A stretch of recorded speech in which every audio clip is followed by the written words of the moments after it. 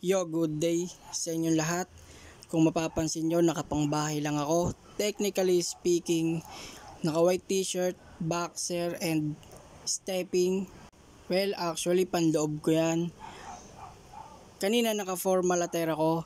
Hinubad ko na yung long sleeve, slacks, and black shoes dahil talaga naman, sobrang init ng panahon. At summer nga pala ngayon kung hindi nyo na itatanong.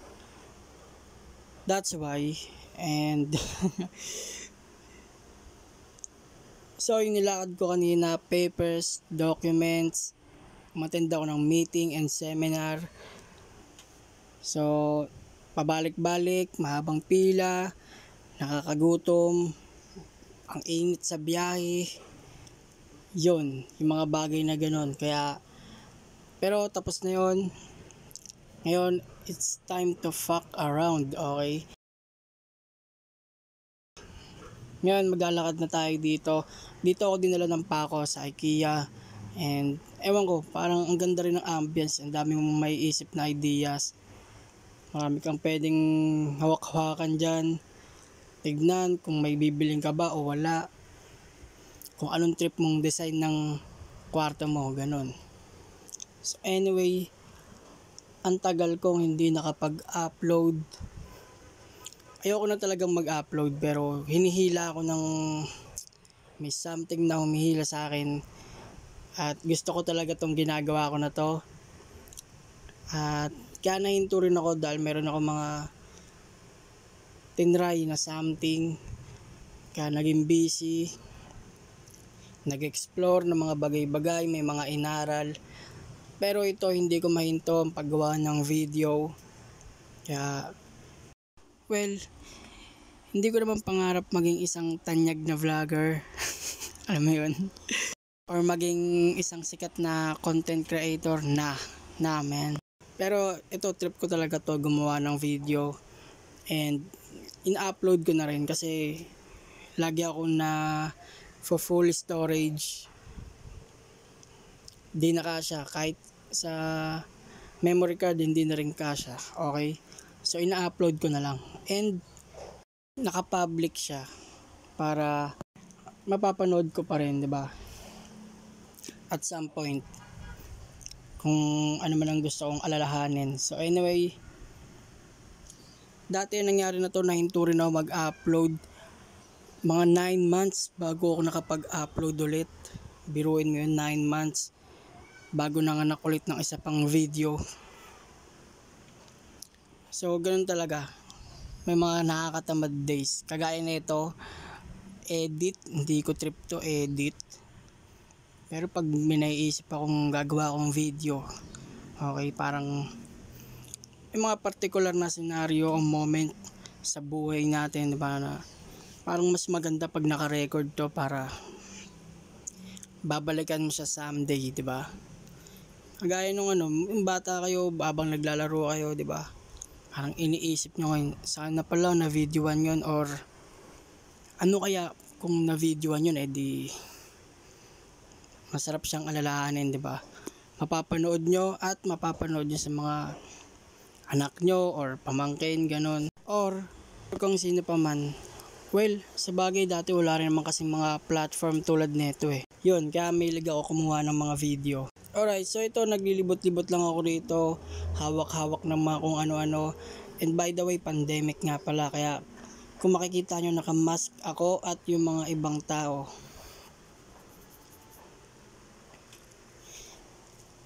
Yan, may mga paintings. Ito, isa to sa mga paintings na mga nakita ko maganda. Ito mga black and white. Hindi ko alam kung, well, hindi siya paintings, parang more, excuse me, dumigay, busig sa tubig. Hindi siya paintings eh, parang picture talaga siya eh, na naka-frame. Hindi ko na maalala.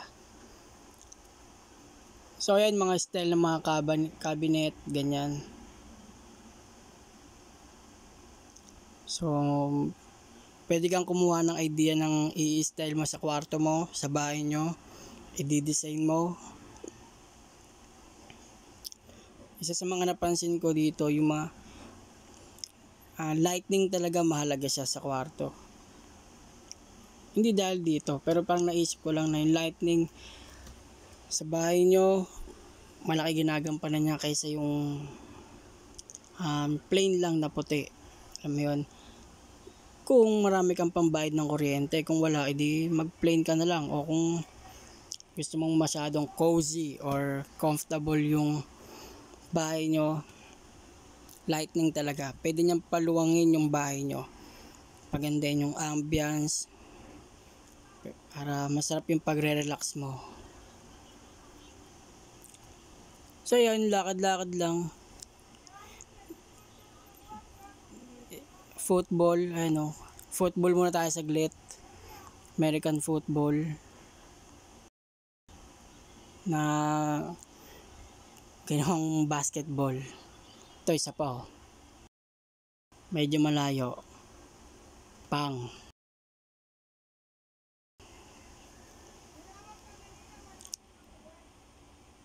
Lantern. So ang daming gamit dito ayun, pwede mong bilan yung pamangkin mo makulit niyan. Tapos bawiin mo. Yan, mga kwarto, ganyan lang, puro ganito. Puro kwarto, parang iba't ibang ambience ng kwarto. Ayan yung lagayin na yan dati, naalala ko. May ganyan yung tita ko eh. Lagay ng candy. Yan, pag mayaman na ako, or may malaking bahay, ganyan din gusto kong lagayan ng candy. Kahit di ako mahilig sa candy. Maganda siya tignan eh.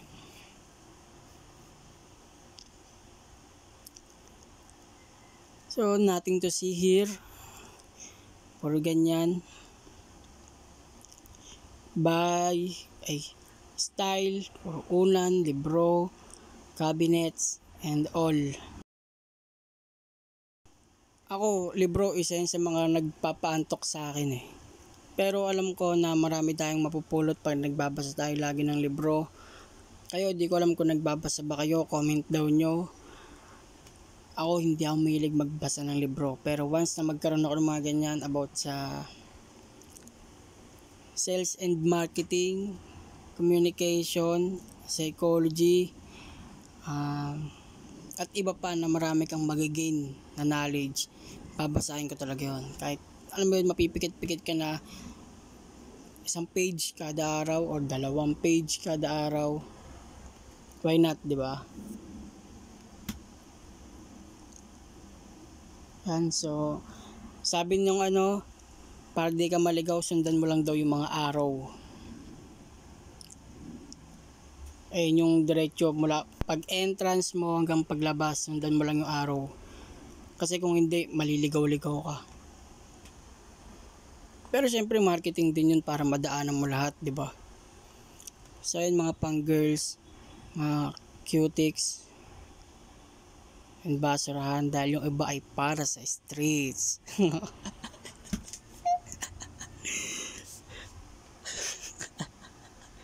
So ayan, try natin umupo dyan. Try lang, diba? Ako may ligaw maglinis ng koko. Okay, hindi naman linis, pero may ligaw maggupit ng koko. Tapos tinatanggal ko yung mga balat-balat. Alam mo yun. At marunong ako maggamot ng ingrown. Sa mga hindi nakakalam, magaling ako maggamot ng ingrown. Sa sarili ko man or sa ibang tao. Basic yan. Talent ko yun eh. Pagdating sa mga hygiene. Dahil ako ay isang balidoso. Malinis na tao, okay? Sa mga mahilig magkape, coffee maker. Yun, medyo matakaw sa kuryente yan kung papatusin nyo yan. Pero kayo, di ba, kung gusto nyo yung mga kung trip nyo yung mga slow morning, alam mo yun, di ka nagmamadali, may time kang magtanggal ng muta, magilamos, mag-toothbrush, magmumog, gumawa ng kape, magmuni-muni, magbasa ng libro. Minsan ayun lang din yung kailangan nyo para mawala yung mga stress nyo, okay? Mahalaga yun. Ako lagi akong may mga slow morning dahil maaga ako gumigising at una kong ginagawa, inom tubig, echas, buhos, ligo, bus lang, mabilisan, and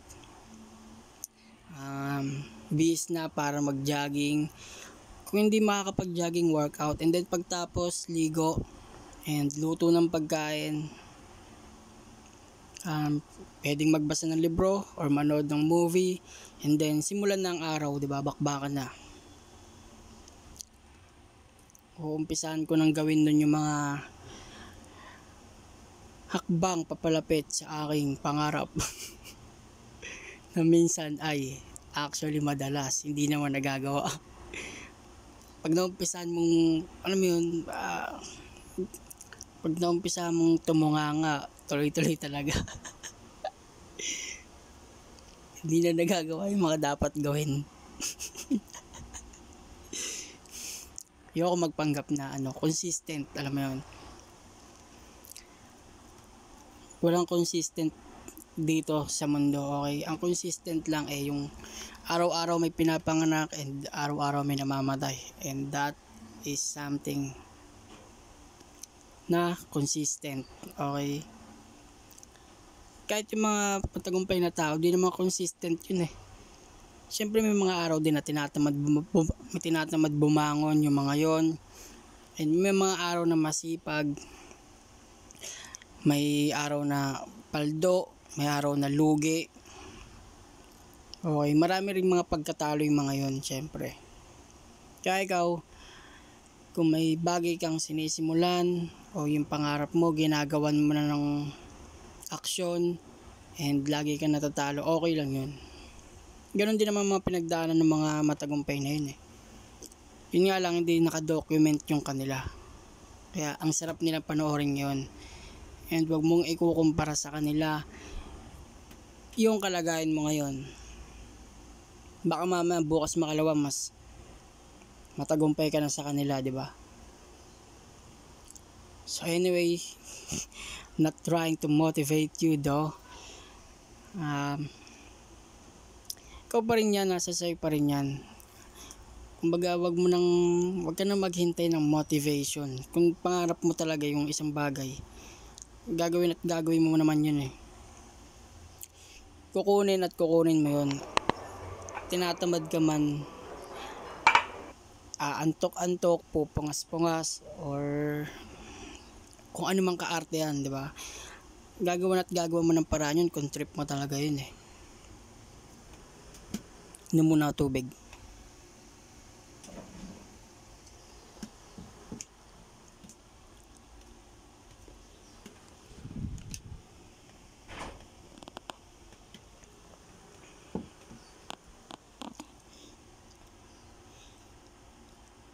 So anyway, sabi nga 'di ba, don't quit. Okay. Minsan tricky din 'yun eh, dahil minsan parang pag hindi ka nag-quit, baka pag may something kang ginagawa and hindi yun para sa iyo, tapos hindi ka nag-quit. Yun ang mangyayari, may stuck ka tuloy doon.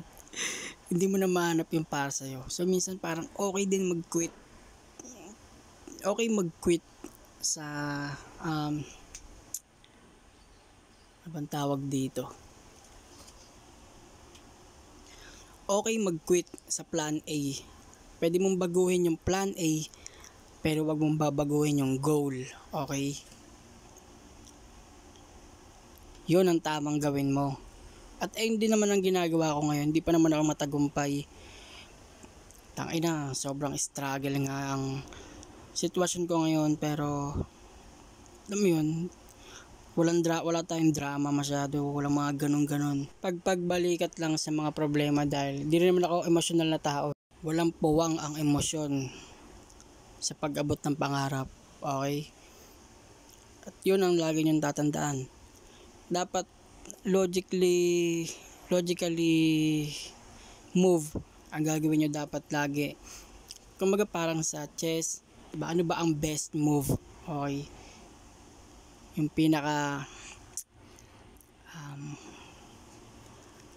hindi ka ganong mapapahamak or matatalo. I'm not saying na mali ang matalo, pero okay lang matalo, pero dapat pag magte-take ka ng risk, calculated lagi. Meron kasing tinatawag ng calculated risk. Okay. At ayun yung mga ginagawa ko ngayon. So, ngayon grabe na. Talagang pag-iisipan ko muna ng maigi bago ko gawin yung isang bagay, bago ko pasukin. O kung ano pa man. Dahil bandang huli, ang mahalaga naman nag-try ka eh. Hindi yung puro ka plano, ganun. Perfect timing and shit, di ba? Mahalaga nag-take ka na agad ng action, in-execute mo agad yung plano mo. Manalo matalo okay lang eh. Kasi pag hindi mo inumpisahan yan, gabi-gabi ka mumultuhin yan. Lagi mong maiisip, hindi ka papatulugin, alam mo yun. Lagi mong iisipin, mahirapan kang matulog. Na, ano kaya kung tinry ko yun, kung in-execute ko yun, kung ginawan ko yun ng action. At pag naisip mo yun, baka huli na ang lahat. Pero kung ginawa mo ng action, natalo, nanalo, draw, or kung ano pa man, it's all good, di ba? Panalo ka pa rin. So, ayun lang. Tamang kwento lang ako. At may kasunod pa tong video na to at doon wala nang kwento-kwento dahil ito kasi nakamute dahil makaka-copyright, ang daming tugtog eh. So, kita-kita na lang tayo next time. Good luck.